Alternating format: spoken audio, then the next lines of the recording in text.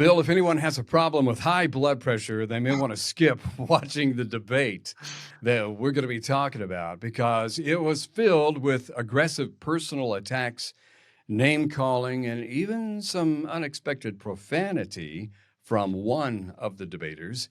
It occurred recently at Rice University between Dr. James Tour, professor of chemistry, professor of material science and nanoengineering, and professor of computer science there at Rice University. Followers of reasonable faith will be familiar with his name.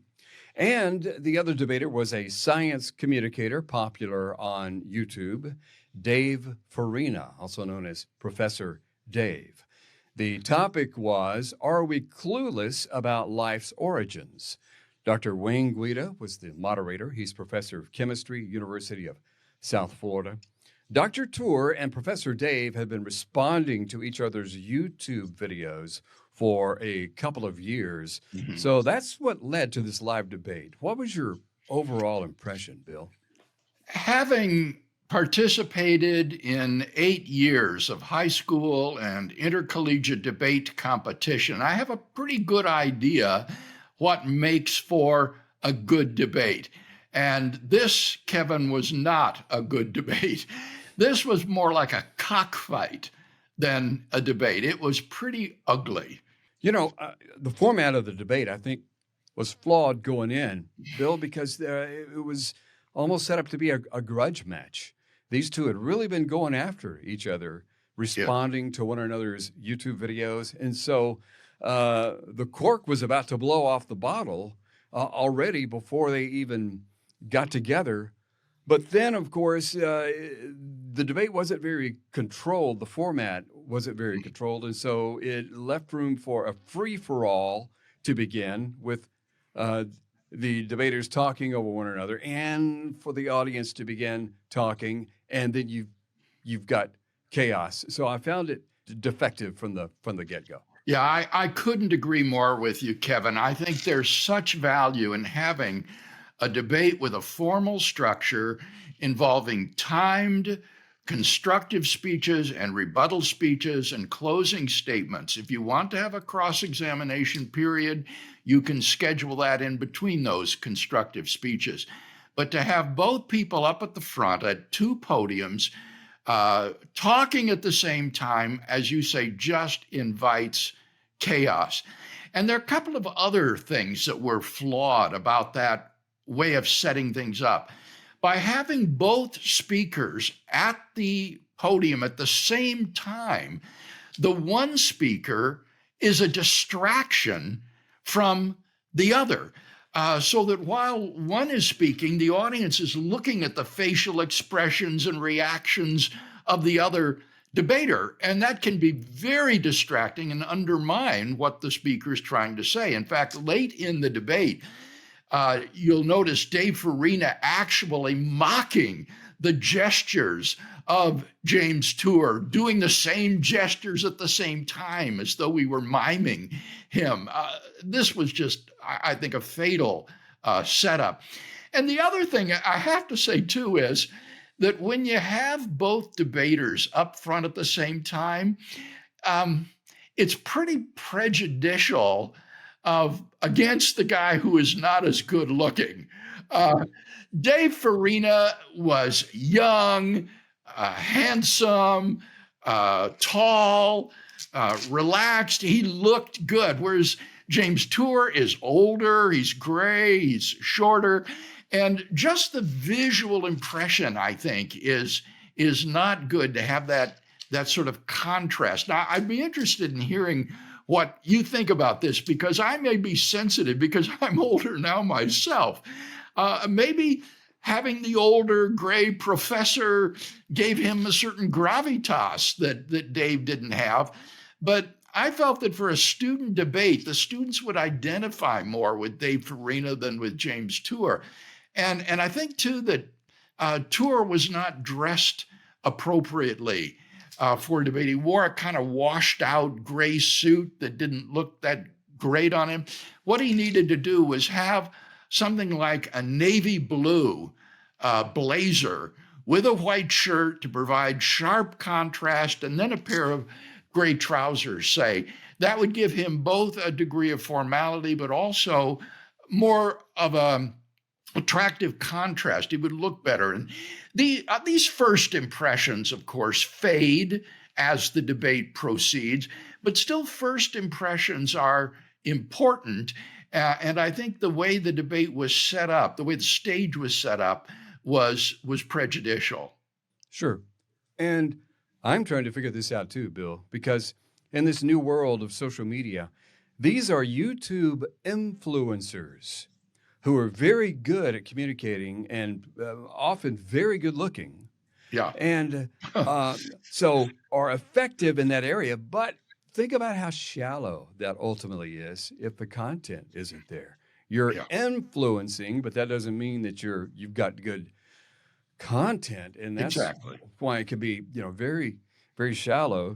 Dr. Tour was there to really try to get down to the nuts and bolts, Right. and yet the influencing of Farina was also obvious. But so I'm torn about this one, Bill, and we'll talk about it some more. Overall, how would you analyze an event like this? How do you analyze I it? think it's very helpful to use Aristotle's rhetoric in analyzing this debate. Aristotle distinguished three aspects of any speaking situation: what he called the logos, which would be the intellectual content of the speech; the ethos, which is the character of the speaker; and then the pathos, which is the speaker's connection or relationship with the audience. And I think it's very helpful to look at this Farina Tour debate from each of those angles: the logos, the ethos, and the pathos.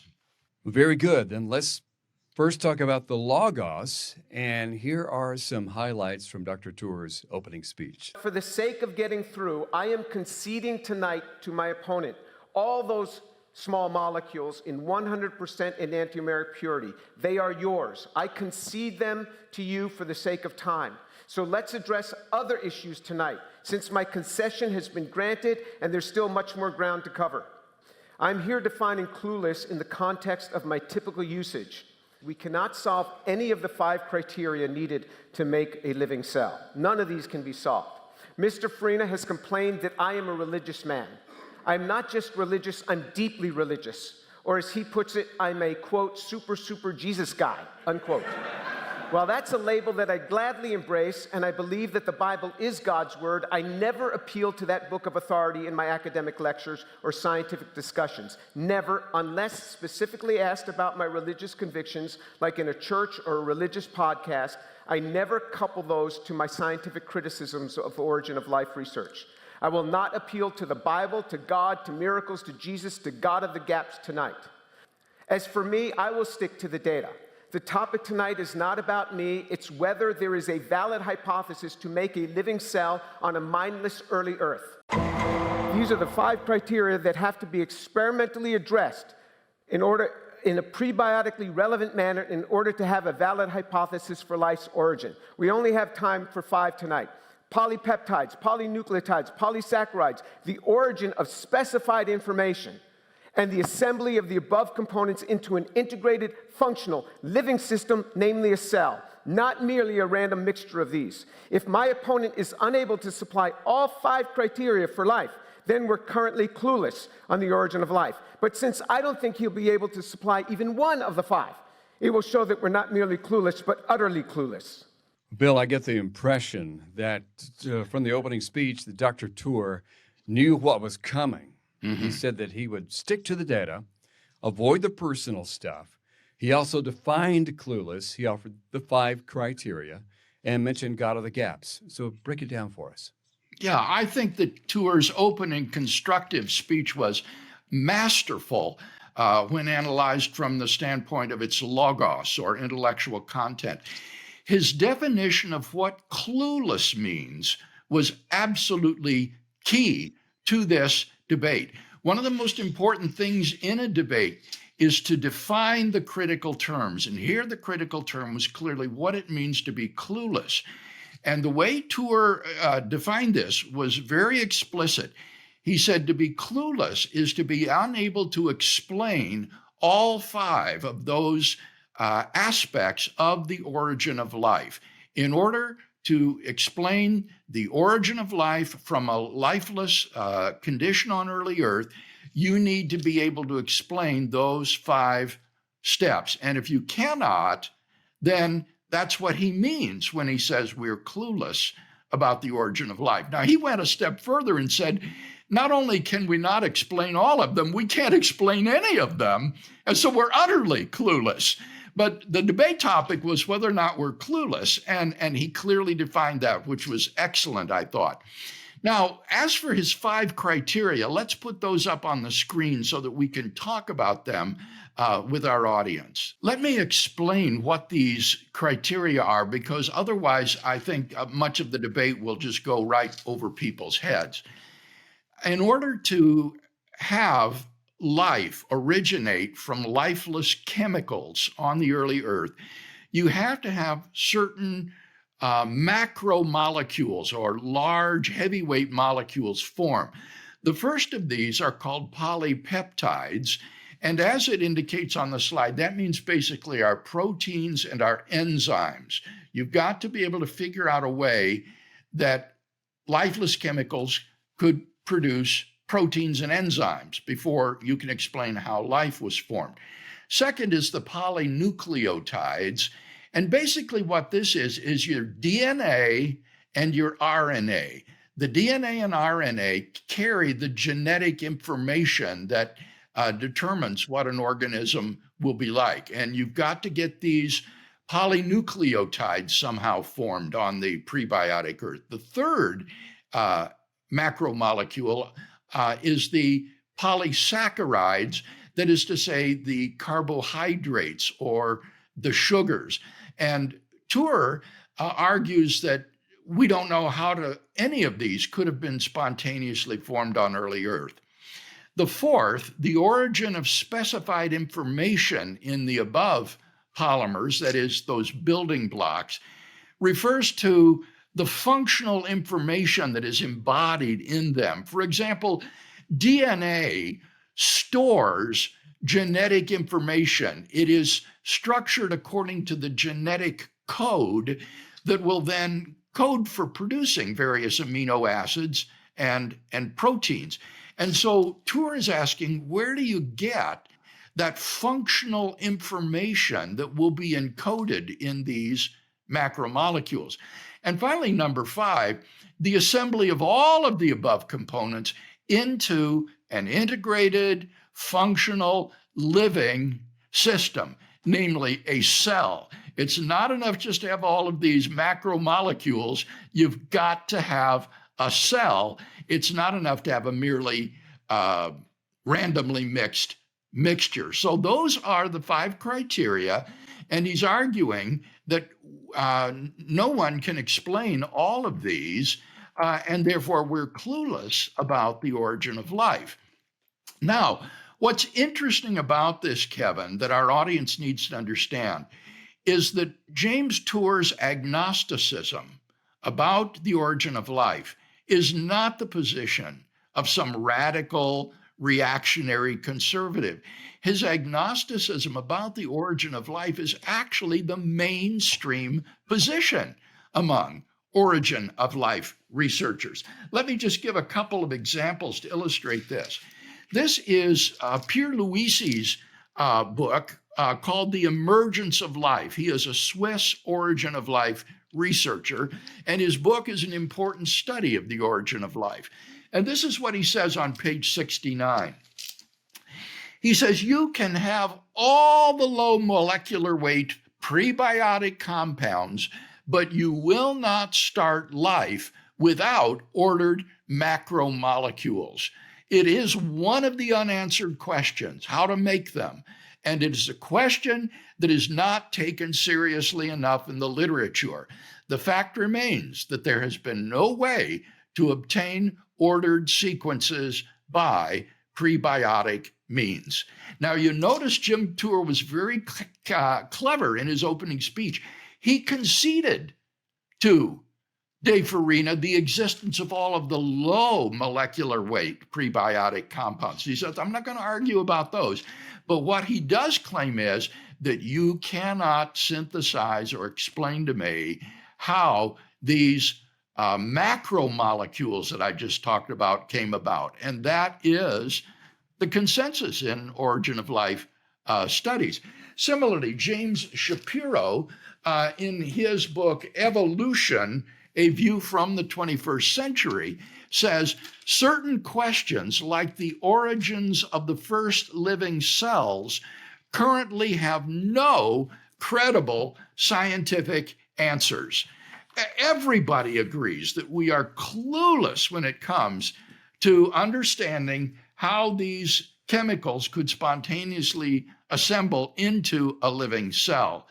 So Tour is right at the center of his discipline here and represents really the mainstream position. I also want to comment on his methodological naturalism because this will emerge as important later on. James Tour is a Christian, as he admits, but did you notice he's what is called a methodological naturalist? Now, he's not a metaphysical naturalist. He believes in God, but he adopts naturalism as a methodological constraint in his work as an organic chemist. That is to say, he will never appeal to non-natural causes. As a scientist, he believes that he is limited methodologically to explaining natural effects only by natural causes. And therefore, he is committed to methodological naturalism and will not allow his religious beliefs to influence his work as a chemist. And Bill, that kind of levels the playing field, doesn't it? Saying, let's look at the data together and use the same methodological naturalism to come to some conclusions. Now, it does. It means they're arguing on a level playing field. It is not theism versus atheism in any stretch of the imagination. Let's continue the logos aspect then. Here's a compilation of statements from Dave Farina's opening speech. Let's go to that. Hi, everyone. Thanks to Rice University for having us here tonight. We are here because of James Tour. James is a chemist and also an apologist who lies about origin of life research on the internet. That's why he regularly lies and pretends that he has published in this area, and his papers are ignored because of conspiracy. And that's why we're here, to highlight Jim's fraudulence. First, it is important to establish that James is a brazen liar and charlatan in ways that everyone can understand without knowing anything about science. So he's just lying. He's trying to make science he doesn't like seem infantile and stupid.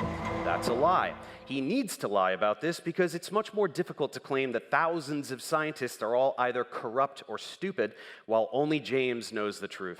So he lies. Or unleashes a barrage of insults about how Dave doesn't know chemistry, even though most of his students use my organic chemistry tutorials to get through his unbearable course. So that's a brief summary of James Tour. He's a toxic individual and pathological liar who actively promotes science denial and slanders diligent researchers. He publicly calls for the halting of an entire field of science he doesn't understand just to shelter his fragile, archaic faith. And he will be made accountable for his lies for everyone to see. I hope you'll enjoy it as much as I will. Wow. Well, Bill, let me first mention that Professor Dave just put out a video claiming that he did not engage in ad hominem attacks against Dr. Tour. You and I have both seen that video. Did he or not? Well, I'll reserve my comments about Farina's deplorable behavior until we discuss the ethos of each speaker. Here we want to focus on the logos. And I think we want to make it clear that what happened is that Dave Farina went off topic. It's extremely important in a debate that both debaters debate the same question. And Dave Farina made it very clear that he came that night to debate a different topic. He says, we're here to expose James Tour as fraudulent. He wanted to debate the topic, is James Tour a pathological liar and a religious apologist? And so he simply wasn't debating the topic that was on the table that evening. Now, Farina admittedly looks as though he's simply committing the fallacies of argument ad hominem and the genetic fallacy. But I don't think that he is technically, as I think about it. He does not say that Tour's views are false because he's a pathological liar. Rather, he claims that the evidence refutes Tour's view, and therefore he is a liar. And similarly, he doesn't say that Tour's views are false because he reached them for religious reasons. Rather, he claims that Tour's religious beliefs warp his scientific views. So I don't think that he's committing these logical fallacies despite appearances. And the question then becomes, all right, then, if that's what he's come to debate, what evidence does Farina present for these very serious allegations?